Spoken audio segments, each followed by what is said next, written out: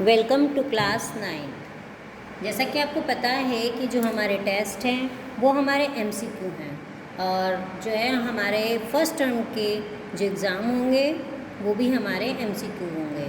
तो इस वीडियो में आपको जो हमारा क्षितिज का गद्य खंड है उसका चैप्टर 2 ल्हासा की ओर उसके आपको एमसीक्यू समझाए जा रहे हैं कि आपका एमसीक्यू किस तरीके के बन के आ सकते हैं और किस तरीके के बनेंगे तैयार होते हैं हमारे।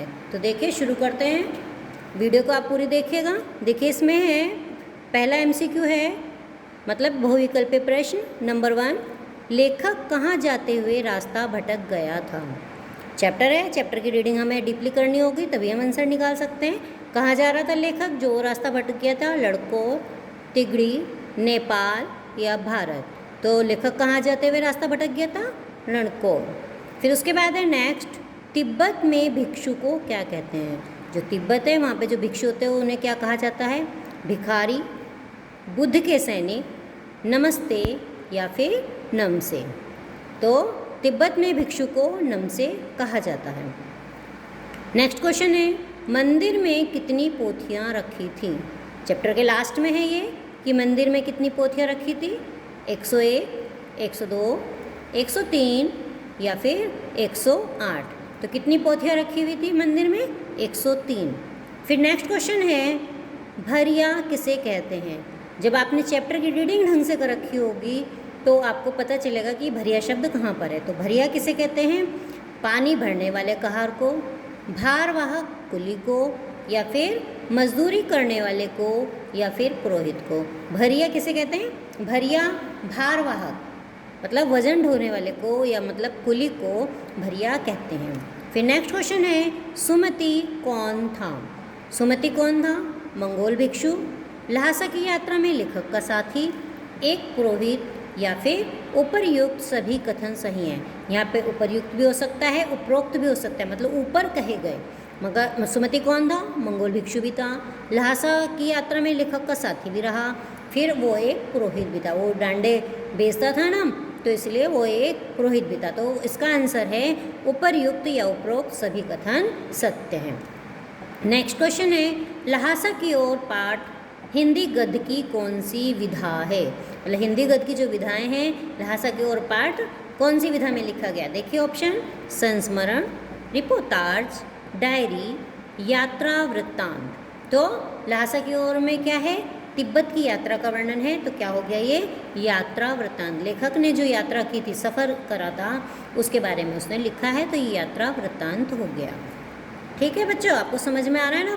देखिए नेक्स्ट क्वेश्चन है, कुची कुची का अर्थ है। मतलब कुची कुची का क्या अर्थ है, क्वेश्चन ये भी हो सकता है, या कुची कुची का अर्थ लिखें। देखिए कुची कुची का, डाकू डाकू, भागो भागो, दया दया, दूर रहो दूर रहो। अब क्या है इसमें, इसका सही ऑप्शन है दया दया। कि जैसे जब वो लेखक जाते थे, कोई भी दिखाई देता था तो कुछ कुछ करने लगते थे, तो इसे मतलब दया दया, मतलब भिखारी के वेश में गए थे तो दया दया करने लगते थे। फिर नेक्स्ट क्वेश्चन है, लेखक एवं उसका मित्र किस वेश में यात्रा कर रहे थे, या किस वेश में यात्रा की थी उन्होंने, शाही वेश में, भिखमंगों के वेश में, सैनिक वेश में, किसान के वेश में। तो कौन से वेश में यात्रा करे थे लेखक और उसका मित्र, भिखमंगों के वेश में। और एक क्वेश्चन और है, उन्हें ठहरने का अच्छा स्थान कब मिला था। इसी से पे आधारित तैयार हो गया ना कि ठहरने का स्थान कब मिला था, जब वो भिखमंगों के वेश में थे।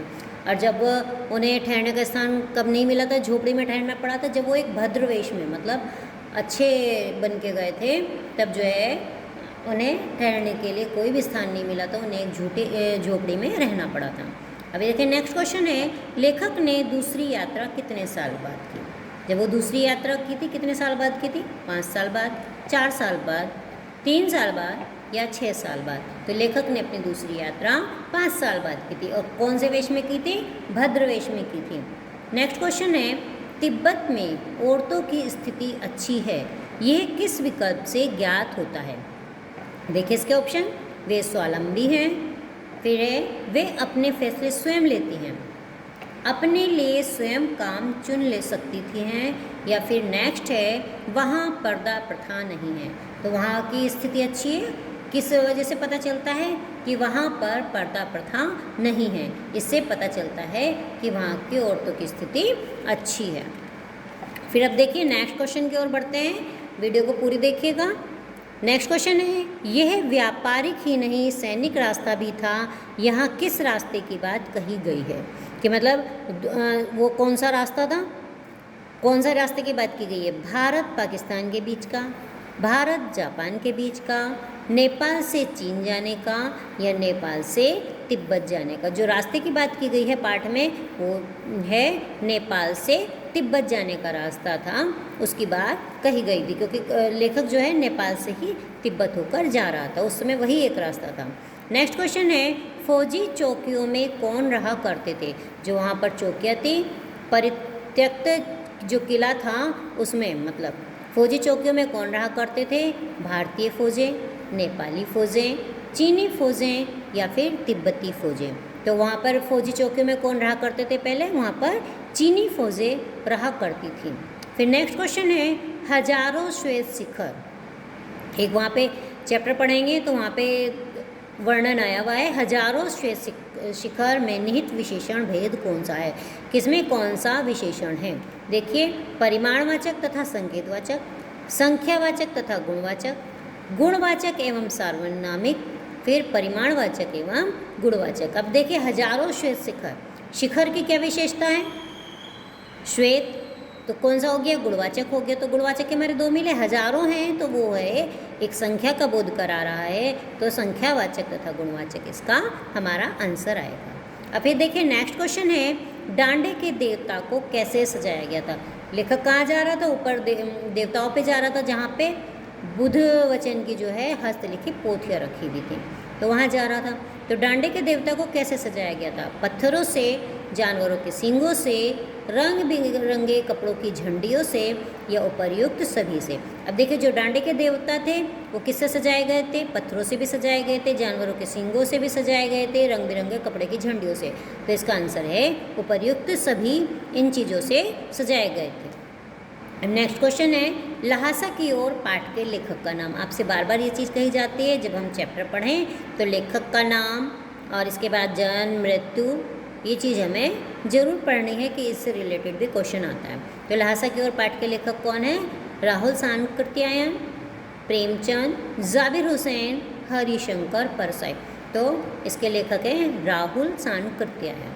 फिर है नेक्स्ट क्वेश्चन, राहुल सांकृत्यायन ने कौन सा धर्म अपनाया? लास्ट में उन्होंने जो है थोड़ा आगे, उसके बाद किस धर्म से प्रभावित होकर उन्होंने कौन सा धर्म अपनाया था? सिख, हिंदू, बौद्ध, जैन। उन्होंने कौन सा धर्म अपनाया था? उन्होंने, राहुल सांकृत्यायन ने बौद्ध धर्म को अपनाया था। फिर नेक्स्ट क्वेश्चन है, राहुल सांकृत्यायन जी ने कौन सा शास्त्र लिखा?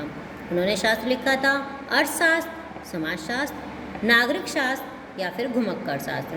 तो राहुल सांकृत्यायन ने जो है घुमक्कड़ शास्त्र लिखा था। फिर है नेक्स्ट क्वेश्चन, राहुल सांकृत्यायन जी का जन्म कब हुआ था? सन 1892, सन 1893, सन 1894, सन 1895। तो राहुल सांकृत्यायन का जन्म सन 1893 ईस्वी में 1893 में हुआ था। फिर नेक्स्ट क्वेश्चन है, राहुल सांकृत्यायन जी की मृत्यु कब हुई? सन 1963 में, 1962 में, 1964 में, या फिर 1965 में? तो राहुल सांकृत्यायन जी की मृत्यु 1963 मतलब 1963 में हुई थी।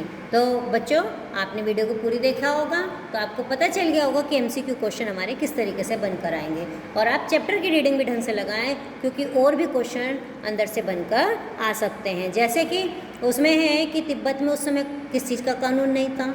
हथियार का कानून नहीं था, और भी इसी तरीके से जो है क्वेश्चन आ सकते हैं। Thank you, have a nice day.